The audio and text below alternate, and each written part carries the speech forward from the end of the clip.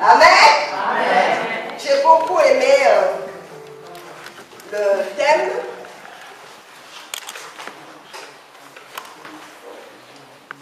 de ce séminaire.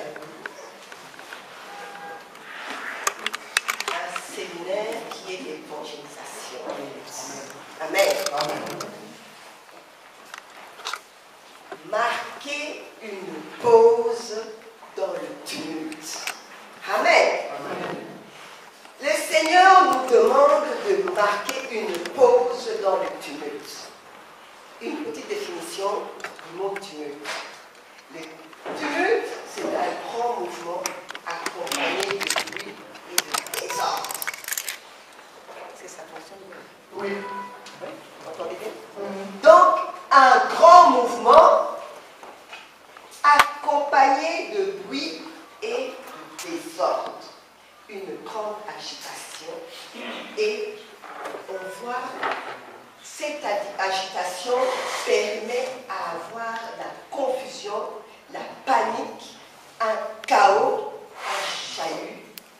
Tout ça, c'est le tumulte. Amen. Amen. Le tumulte. Et le Seigneur va nous dire pendant ces 3 jours que nous devons marquer une pause. Donc, le tumulte. Il y a l'agitation, il y a le chaos, il y a les désordres, il y a la confusion, mais le Seigneur nous dit, marque une pause. Amen. Amen. Pourquoi il nous dit de marquer une pause? Nous vivons les temps de la fin. Tout est agité. Le monde est agité. On est occupé dans beaucoup de choses. Le Seigneur nous dit, attention. Il y a des mouvements, des bruits de guerre, des bruits de toutes sortes. On est emporté dans des situations que, on se dit, mais qu'est-ce qui se passe? Je n'arrive plus à en sortir. Je suis noyé dans le tumulte, dans l'agitation. Mais il dit, je suis le refuge. Je suis le refuge.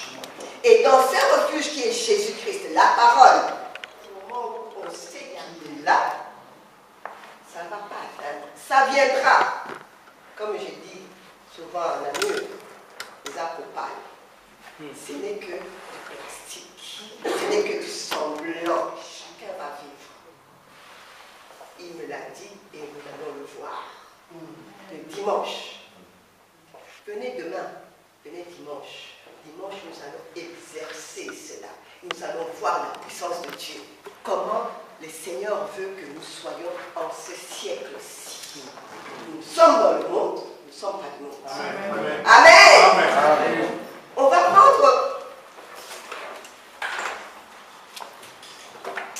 prendre le verset de base.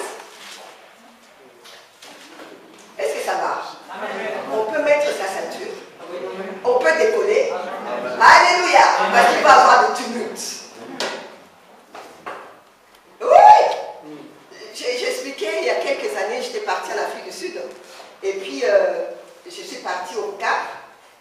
Et au retour, il y a eu, tout d'un coup, vous voyez quand on prend l'avion là, il y a quoi?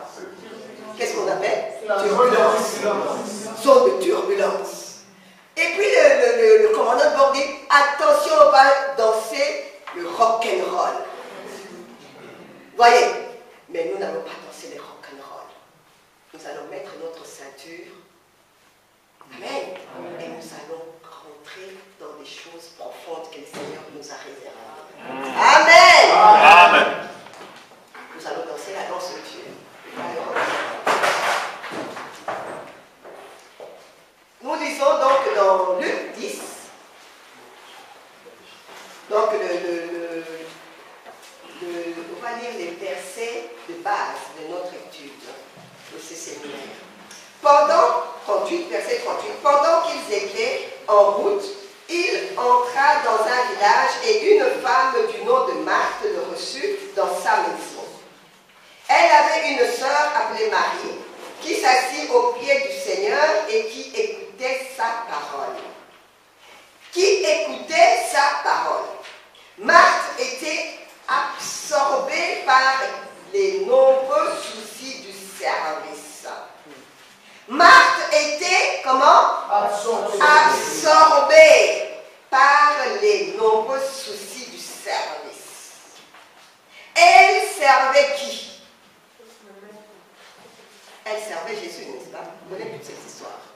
elle servait Jésus.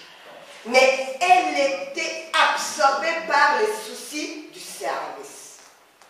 Comment peut-on arriver en servant le Seigneur, être absorbé par les soucis du service? Amen. Enfants de Dieu, il nous arrive à servir le Maître et avoir le souci du service. Le service pour Dieu nous procure maintenant des soucis. Alléluia. Amen. Tu sers Dieu et tu as des soucis. Et il est dit, elle survint et dit, Seigneur, tu ne te mets pas en peine de ce que ma sœur me laisse seule pour servir. Atindakio. Est-ce que le Maître t'avait envoyé pour le servir en ce temps-là, en ce moment-là? Tu te soucies, tu as des soucis quand tu sers le Seigneur. Est-ce que ce que tu fais là, il te l'a demandé ou il ne te l'a pas demandé? En ce moment-là bien précis. Tu fais cela par routine parce que tu le reçois, toi, ta soeur et ton frère régulièrement à la maison et que vous mangez, dès qu'il arrive, tu le sais. Est-ce que pour ce moment-là bien déterminé, il t'avait demandé d'aller faire ce service-là? Oh! On s'interroge. On veut servir le Seigneur de cette façon, de telle manière, comme je fais d'accoutumée. Est-ce que c'est toujours pareil que le Seigneur veut qu'on le serve? Il t'a envoyé, oui ou non? Étant donné qu'il ne t'a pas envoyé en ce moment-là bien déterminé, tu ne reçois pas d'aide. Tu ne reçois pas le regard qu'il faut et tu commences à te plaindre. Alléluia. Amen. Servir le Seigneur, c'est bien.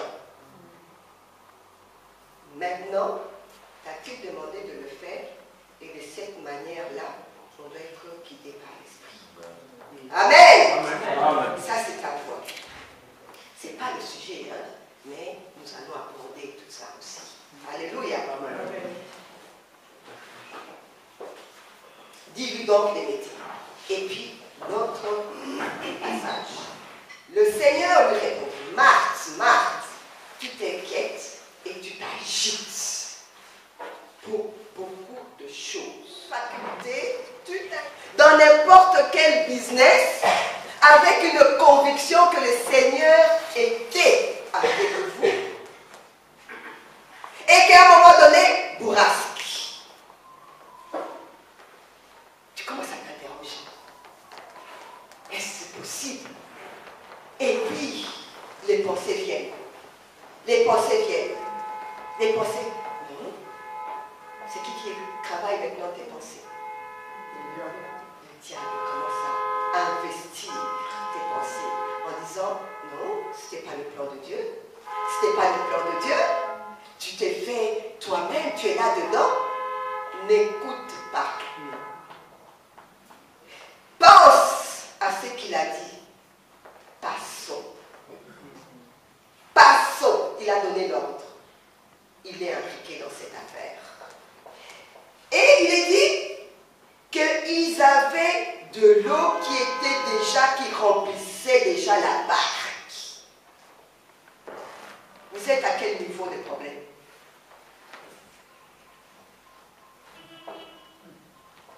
Votre problème. Le Saint-Esprit est en train de vous parler.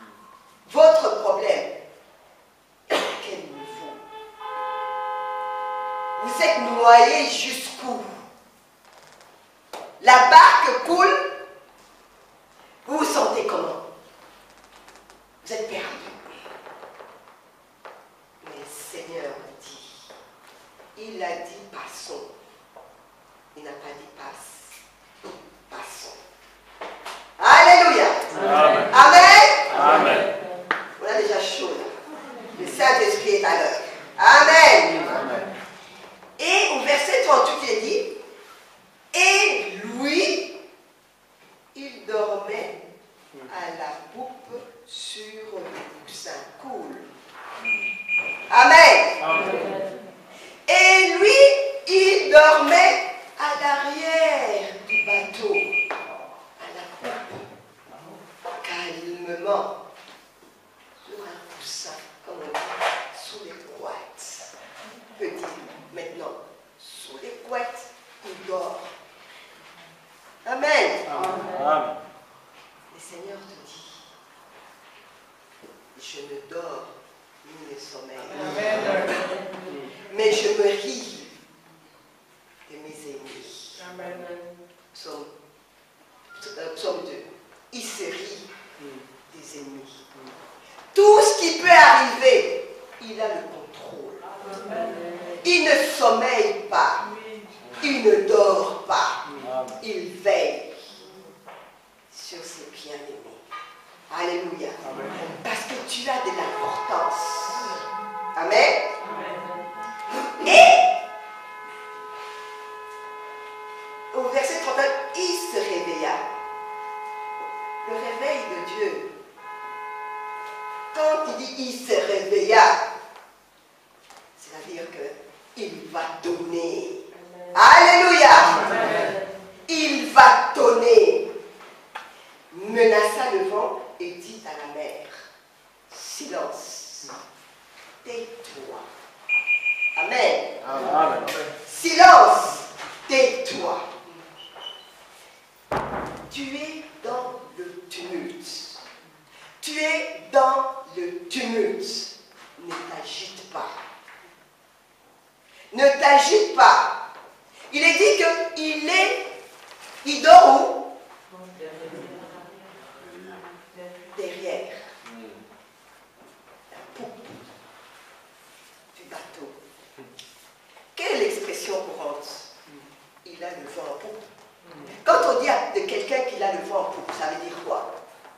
C'est qu'il a un bon vent favorable et tout va bien.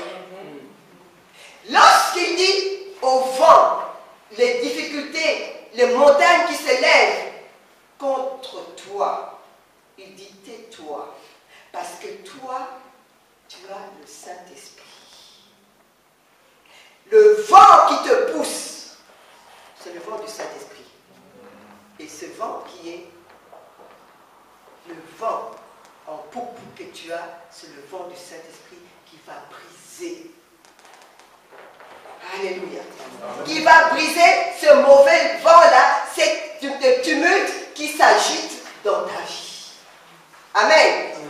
Si tu comprends toutes ces choses, aujourd'hui on ne fait que mettre les bases pour voir l'expérience des jours à venir, comment le Seigneur est en train de faire et veut faire au courant de ce séminaire. Amen. Amen. Tu as le vent en poupe, le vent du Saint-Esprit. Il dormait derrière, il ne dormait pas. La puissance de Dieu est là,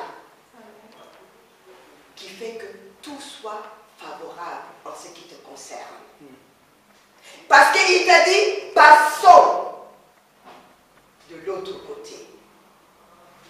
Est-ce que, en te disant passons de l'autre côté, il ne savait pas qu'il y allait avoir toute cette agitation-là